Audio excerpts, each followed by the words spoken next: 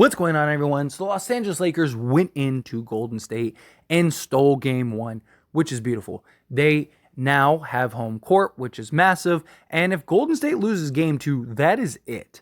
They are going to lose the series because Golden State, maybe best case scenario, you win one game in LA. I don't see them winning back-to-back games in LA. I don't see the Lakers losing both games in LA. And so best case for the Warriors, they finish 3-1, but very likely the Lakers sweep the Warriors if Warriors lose game two. But here's the thing. The Lakers, this series very likely shapes up as the Memphis Grizzlies series, right? Where Lakers win game one, they lose game two. You got a team backs against the wall. They know they have to win, otherwise the series is over. You have, in this case, instead of Memphis, you have the Golden State Warriors, who Golden State is the defending champions, championship pedigree, have the experience, have been there, done that, all of that stuff, right? The Warriors will prepare. And I have even seen people say, well, the Warriors went down 0-2 against the Kings. That was in Sacramento, right? That wasn't in Golden State. And here's the thing. The Lakers have already beaten the Warriors several times in Golden State. So the Lakers have shown several times this year that they are very comfortable in Golden State. And that was Golden State's one edge, right? This entire playoffs. That was their edge of like, hey, we're not a very good road team, but we are one of the best home teams in the league. And then Sacramento beat them, but the Warriors were able to win two on the road, which credit the Warriors for that. That just shows the difference between the regular season and the playoffs. Problem is that the Lakers are not the Sacramento Kings. And LA and that home court is not the same as Sacramento and their inexperience in that home court, right? So the Warriors definitely have their work cut out for them. And the concern with the Lakers is, do they fall asleep at the wheel, right? Do the Lakers, now that they have game one, do they do what they did in Memphis and lay a dud game two? The Lakers should have swept Memphis. I mean, in hindsight, looking back, watching that series, the Lakers should have swept Memphis. As poorly as they played in game two, they still had a chance to win that game if they just halfway showed up, right? That was the game where it was like basically LeBron and Rui, and that was it. If they just even halfway show up, they win that game. They go to LA. They win the two LA games. Series is over, right? Lakers have an opportunity to do that against Golden State. Don't fall asleep at the wheel. Show up and go close out in Golden State. And the reason I really liked game one is for the reason that I talked about in my breakdown. I said that I wanted the Lakers to win this game, but I wanted it to be close. And I wanted it to have to be a game that the Lakers had to close down the stretch. And I didn't want it to be the way that it did, where the Lakers had a 14-point lead. All of a sudden, Golden State goes on a 14-0 run, game is tied, and then the Lakers had to close out. I didn't want that. I wasn't hoping for that. But I'm glad that the Lakers didn't just dominate this game. And here's why. We saw in the Memphis series, and I think a big part of why the Lakers laid an egg in game two is we've seen the Lakers, when they know that they are better, they do the bare minimum to win. And that is the problem that the Lakers had in game two in Memphis. You played game one. The Lakers basically dominated that game start to finish. They were the better team for like 45 of the 48 minutes. And they ended up winning, pulling away at the end and winning by 15 or whatever it was, right? And the Lakers were like, okay, we're clearly the better team. Like, we're clearly the better team. And they were. After game one, you looked at that game and you were like, we're clearly the better team. After this game, you look at the Lakers and you go, yeah, the Lakers are clearly the better team. The Warriors shot 40% from three, made 21 threes, had one of the best games Jordan Poole has had in a long time. Klay Thompson showed up and was great in the first quarter. Steph Curry gave you almost 30 on nearly 50% shooting, from three at least. And the Warriors also only had 8 turnovers, won the offensive rebound battle. Everything that could have went right for the Warriors went right for the Warriors, and they still lost this game. But if the Lakers would have blown them out, I think that the Lakers in game two might have been lackadaisical and a little lethargic, and that would have been a problem. Now, there is still that concern because LeBron James and Anthony Davis basically played the entire second half, right? Anthony Davis played 44 minutes. LeBron James played 40 minutes. That's basically what is a bit concerning for game two. I don't mind that they played those minutes, right? Because you wanted to steal game one. And clearly, Darvin Ham, LeBron James, and Anthony Davis wanted to steal game one. So they basically did whatever they had to in order to do so. And it required LeBron James and Anthony Davis to play those many minutes. Game two, there could be that issue of like, are they a little fatigued? Are they a little tired? Definitely a concern. But the other guys, the guard play is a big thing. And the Lakers guard play is going to have their way the rest of the series as they did in game one. Austin Reeves, he wasn't as aggressive as I'd like him to be, but he's going to be able to get what he wants. Dennis Schroeder was able to get whatever he wants. D'Angelo Russell was able to get whatever he wants. That is going to be a trend this series.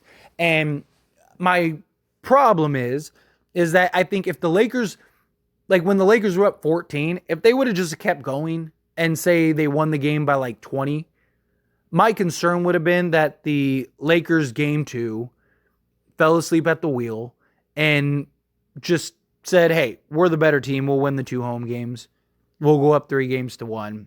It's fine. If we can steal this game, we can steal this game. But it's not a big deal. That's what I don't want to see. Because we've seen this Lakers team do that on several occasions throughout the course of this season, as well as even in this playoffs against Memphis, right? The Lakers just coming out looking flat. And even in this game, they came out a little flat. Started the game 1 of 8 from the field. And it was looking a little bit concerning, but then the Lakers righted the ship and they were able to close out at halftime. They were winning and they basically never looked back from there. So hopefully the Lakers continue to just keep applying pressure to Golden State, keep playing their game, keep dominating the way that they've dominated. Golden State doesn't have any answers. I don't see what kind of adjustments that they can make that's going to change and allow the Warriors to all of a sudden win 4 games. The Warriors did everything that you could have asked for from them in this game. The only way that I think the Lakers lose is if they fall asleep at the wheel. And I am glad that the Warriors went on that little run because it showed what I'm sure LeBron James and Anthony Davis knew, but it showed the other guys, and it showed just, it gave them a little wake-up call of like, hey, yes, you were up 14 late. You almost lost that game, and you probably should have because you blew that lead. You know, if Jordan Poole makes that 3 and you go into overtime, hate to break it to you, you're losing that game. Anthony Davis was extremely fatigued. He was exhausted. He was basically hunched over while like on certain plays, like while the game was live. LeBron James clearly was not his normal self in that game. He looked a little fatigued and tired at the end of the game. Like all of those things. If that game goes into overtime, the Lakers lose that game in overtime because the Lakers would have been exhausted. And I don't see them pulling out that win. So I'm hoping that this is a wake-up call and that the Lakers look at this and go, okay, like, hey, like we can't do that again. If we got to go in, we got to have that sense of urgency. We need to play as a team that is down 1-0 rather than the team that is up 1-0. We need to play as if this is it. If we lose, that's it. The series could be over, right? The Lakers need to go in there with that urgency, with that sense of like, okay, we are the better team and just establish their dominance. Also, you have Denver, who is very likely going to beat the Phoenix Suns in maybe even 4 games, right? Denver just looks like the better team in that series. Phoenix does not look very good at all. They are too Devin Booker and Kevin Durant dominant, and it literally is taking them putting up 70 points a game for them to even have a chance, and they're still losing.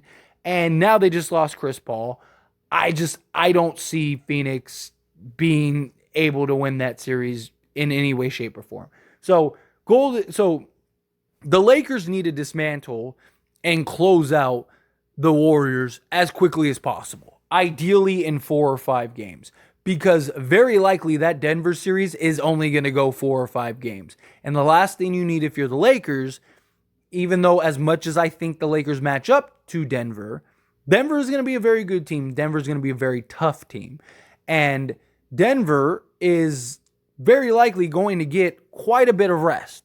And if you end up dragging out this series 6 or 7 games and Denver handles business in 4, they're going to have like a week's worth of rest, and then you're going to have to go and play into them.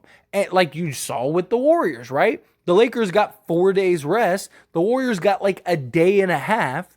And Steph looked tired at times, right? He looked a little lethargic out there at times. And so if you're the Lakers, you need to handle business, and you need to handle business quickly. And that's why I'm kind of glad that the Warriors went on that run, because it shows like, hey, no lead is safe. We cannot play with this team. We cannot mess around. We need to get in, establish our dominance, win that game, and go to LA up 2-0 and close them out in LA. You need to win both of those games, right? That's what you have to do. And I truly believe the Lakers, I think you're going to see a really good Lakers showing in game 2. You know, I really believe, look, the Warriors are the Warriors. Their backs are going to be against the wall. They're going to be extremely desperate. They're going to do everything they can to try to win that game. No doubt about it. But I believe if you get the best Warriors game and you get the best Lakers game, the Lakers win that game. So I expect the Lakers to go in Golden State game 2, win that game again. The Lakers have beaten them in Golden State on several occasions already. So they're very comfortable and very familiar with how to beat them in Golden State. I think they handle business. Lakers dominated the season series, and they won game 1. So go out there, get the job done. But anyway, as always, this is a discussion, so I pass the question on to you. Let me know your thoughts and opinions down in the comments below. What do you think? Do you agree with me? Do you think like, yeah, that was good? That gave us a little insight, kind of woke the Lakers up a little bit? Or do you think, no, like, you know, it's just the Warriors. You got to, you know, do what you got to do. Do you think they win game 2? However you feel, whatever your thoughts are, I'd love to hear it. Let me